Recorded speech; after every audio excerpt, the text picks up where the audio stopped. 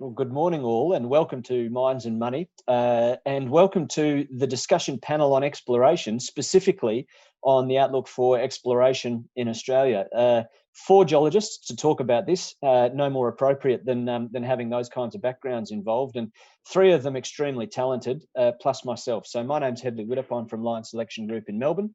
That's where I'm speaking from, and I'm joined by John, Mark and Richard, all Australian based, so should be experts on this discussion topic. And I think this is an extremely interesting time to be talking about exploration and its outlook in Australia, principally because if we were talking about it 2 years ago, we might be reflecting on very, very few exploration successes leading up to that point. But here we are, and in the last 18 months or so, we seem to have found ourselves in a bit of a purple patch of discoveries taking place everywhere from Rio Tinto at Widdup in Western Australia, other parts of Western Australia which have sort of recently evolved as geological settings which have taken people's interest. Victoria, of course, we've seen a bit of a renaissance of gold exploration. New South Wales, we're seeing porphyries discovered and other sorts of systems. And South Australia has seen a real resurgence of looking through the data there and things coming through. So all parts of Australia, I think, have gone from being less successful to being far more interesting now, and I wonder if that's leading people's eye.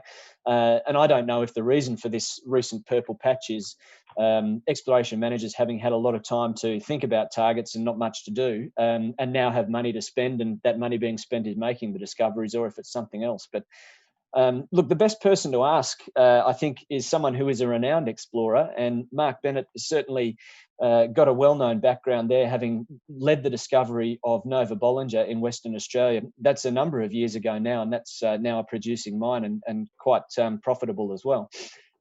Mark, after that took place, spun into IGO, became part of a much bigger company, you'd found your way into Scandinavia. I note you've now brought S2, the spin-off company, back to Australia as well as Scandinavia. So my question for you, as well as, you know, why are these exploration discoveries taking place in Australia in such a cluster? Is there a reason for it? Is, having come back to Australia, has something drawn your eye? Has it become more prospective in your view?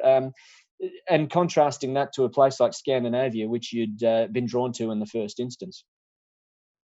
Yeah, thanks, Hedley. I think it's always been prospective. There have been people who have been doubters and who have considered it a very mature terrain.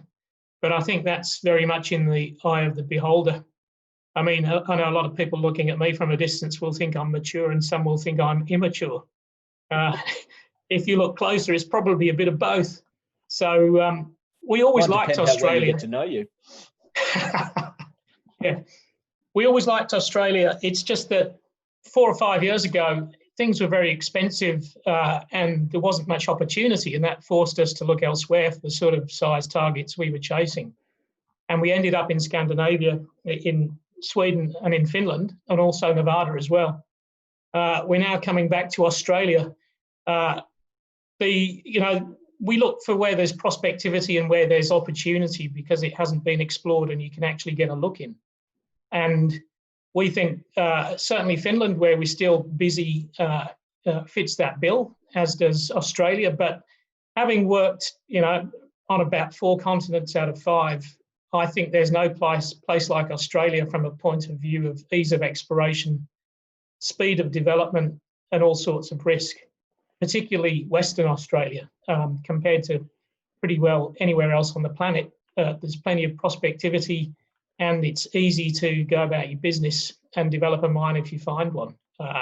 And recently, I think it's become easier to get ground. And I think this crop of new discoveries you're talking about, in part reflects people being prepared to go into slightly unusual places rather than the traditional hunting grounds, look for black swans and come up with some surprises.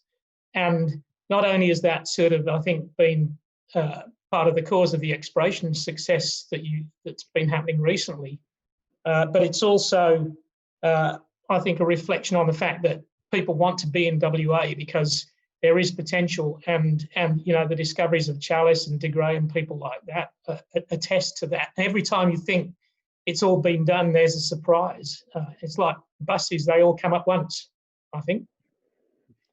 Well, I guess when you consider it against the backdrop of the number of mines and the longevity in the mining industry in Australia, it's testament to being well mineralised. And once it's well mineralised, it stays that way. Well mineralised doesn't mean the top 100 metres only. So, there's ample ability to find things. I guess it's just that they're going to be more and more hidden. And I view this move into new geological areas, if you like, not that they're brand new, they've existed for billions of years in some cases, but have been overlooked for a long period of time. So that's clearly led to a rethinking and re-examination of the data, which, is producing fruit. So hopefully long may that maintain a trajectory. Change direction a little bit there. John Forwood from Lowell Resources Fund in Melbourne. You, I think, have participated in some of the recent exploration successes, which have been a feature of the market. De Grey, I think, is one of them.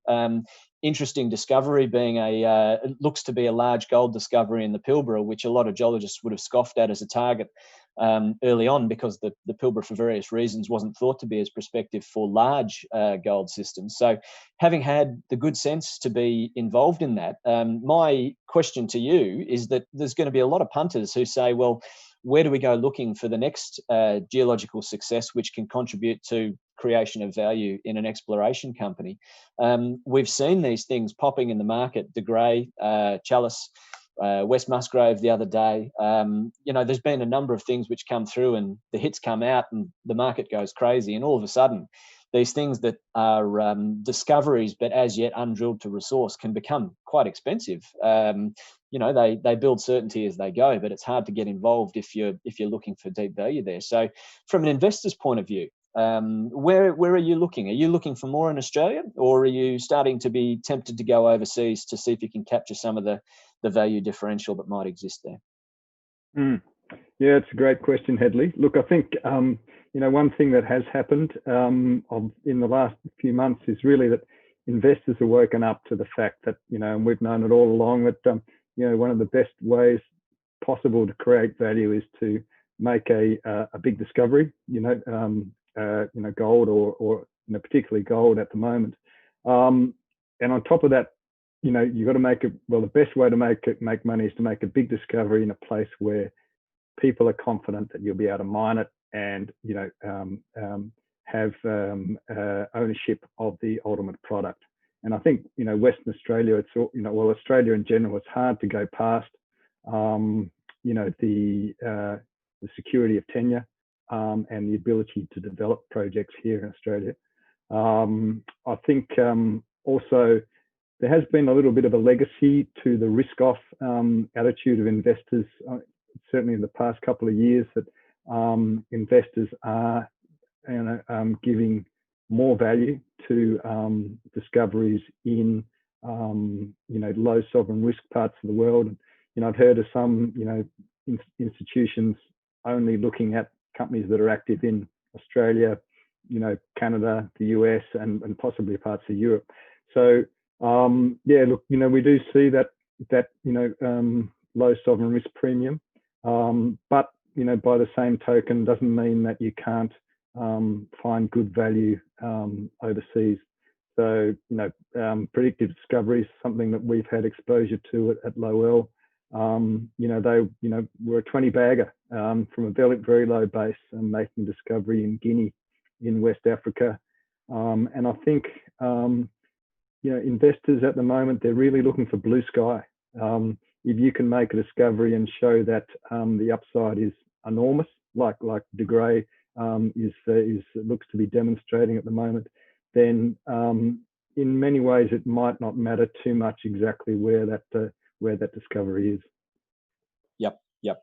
Well, look, I take your comment very clearly there about having the highest probability of being able to extract and have full ownership and ability to develop your mine, which Australia is a great exemplar of. And I guess one concern, which if we'd been having this discussion panel 2 years ago, we might have been tempted to go down the track of Australia is looking quite mature. So I guess there is an aspect of confidence that can come to investors now, having seen a number of exploration plays be successful, is probably tempting a lot of dollars into the investment market from people who might not have been quite so sure to back Australian explorers. So I don't know, John, if you've got any observations on that from getting around the market and seeing how these exploration stories are behaving. It certainly seems like they've not only been successful, but are gathering, the rewards as they go in the market. Mm. Yeah, look, one I really like, the story of Musgrave. Musgrave Minerals made, recent really bonanza grade discovery just outside Kew, which, look, by anyone's in Western Australia, by anyone's definition, that probably is mature exploration ground. But I think the fact that it was mature, there was a lot of data. They were able to do further drilling, and then realise that actually there might be a perpendicular load to what everyone had drilled in the past, and turn the rigs around 90 degrees and bang, super high grade at very close to surface. So I think that is a little bit of a combination of lots of data, perhaps a bit more computing power to be able to model these things and see, okay, we might have missed something, and then a bit of money behind them to go and do that drilling. Well, I think one of the remarkable things about that, me being glib, I can be glib about these things, I think, because I certainly don't sit on drill rigs anymore. But, how many discoveries have been made in Western Australia of something which is oriented east-west, which easily fits between drill lines where people often orient the drill east-west. So he's found something which was in an orientation which I think was unpredicted by many, many geologists who might have looked there before as well. So it just shows how important that can be.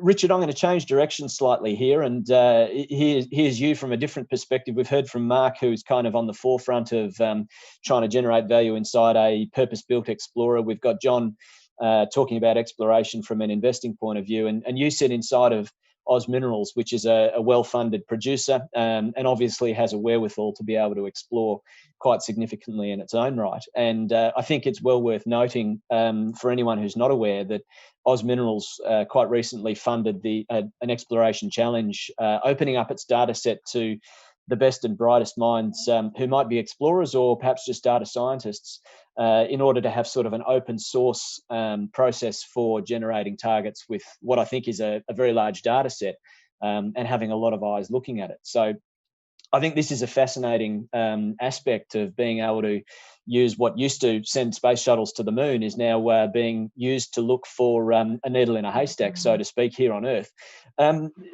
This looks to me almost like the new frontier. So I think you're being a pioneer here, but frontier stuff is hard. I wonder if you can reflect on this a bit. And I suppose my question for you is, where does this lead you? Does it lead you to Lassiter's Reef or Lost in the Desert? And there's got to be new challenges with doing this. Going looking for something in an area that hasn't been prospected, your challenge is running out of water. Going looking for something that has been turned over has very different challenges. So, maybe you can just talk to that for a moment. We've got about 5 or so minutes remaining, so I think we can probably use this as the last question, unless it's a quick answer. It may well be a quick answer. Thanks, Hedley. Oh, where do you start? I mean, we viewed that sort of big data challenge about looking for that needle in the haystack in and around our existing operations, and it's certainly helped challenge a lot of existing thinking, which I think is really fantastic. And taking it beyond that, I think we're now using it to generate new search spaces. So I think a lot of a fair few of the discoveries that Mark touched on, they're in belts that have been unloved. There's some of them have reasonable amounts of data, and it's taken new thinking to lead to new discoveries. And I think we're pushing the envelope there, using technology to help move those move those terrains up our prospectivity rating and help get out on the ground and go looking for those new discoveries. So what are the challenges? Lots of wrangling lots of data. That's always a big issue. Computing power is certainly one of our drawbacks at the moment. The more data you get, the more we're pushing the boundaries on how we can process all this information. So what about What about, I mean, one challenge I imagine is that when you start to attract people who aren't geologists to start with, you need to integrate language one way or another. Let's say they're computer scientists, or I mean, you know, we used to call them propeller heads at uni, but these are very bright people who know a lot about processing data and getting it to speak to them, but it needs to speak to you as the guy who can speak to Andrew Cole and say, I need some money to go and put a drill hole in the ground, and you know, this is really compelling to this guy sitting in his dark basement. But translation, I imagine, must be something which is a new problem. That you know, for Mark, he just goes, well, I reckon that's a great target, makes sense to me, and I've got the budget strings. And John's probably along for the ride with that as well. Yeah, look, twofold there. I mean, first, you know, certainly with the Explorer Challenge, we spent a lot of time, you know, cleaning data and making it suitable for fit for purpose, because, you know, while as geologists we always think our data's in, you know, tip-top shape, when you actually move and use it in another industry, there's lots of things that we don't consider. And then you're right, there's an education element to this, where you know, helping people understand, you know, what exploration geology is all about. So it's yeah, it's a difficult process, and interpreting the results. I think one of the big challenges is that, you know, when you do get targets and you can't quite understand why it's a target, and then that really begins to challenge your geological thinking. And I think that's possibly where when you're really pushing those boundaries, that you know, those black swan events can actually happen. Well, look, I have particular interest in seeing how that works out, because I think South Australia is one bastion of Australia which is really well mineralised, but has hidden its secrets extremely well. I mean, this is, you know, an accusation which South Australia often gets levelled at it by all manner of people in Australia, and we just don't get the attraction. And I think it's because it buries its secrets and the lovely things which it has to offer. So I hope you find something there. We're winding towards the end of this discussion panel. So if it's all right, gents, I might just sum up by saying that, first of all, Australia is clearly a very prospective and appealing jurisdiction to be spending exploration dollars on the basis it's well mineralised. And I gather, because there's a lot of data which exists, which you can turn around and look at different ways. Like you said, Richard, in sense of using big computers, or John, as you intimated, by just turning rigs around the other way if there's an opportunity to do that. And Mark, like you said, moving into areas which have been unloved and haven't been explored properly for that reason, now showing fruit. So it looks like Australia could have another lease of life on that. And we've got 18 months of evidence, I think, now to suggest that Australia definitely is still a place to be looking hard and investing money.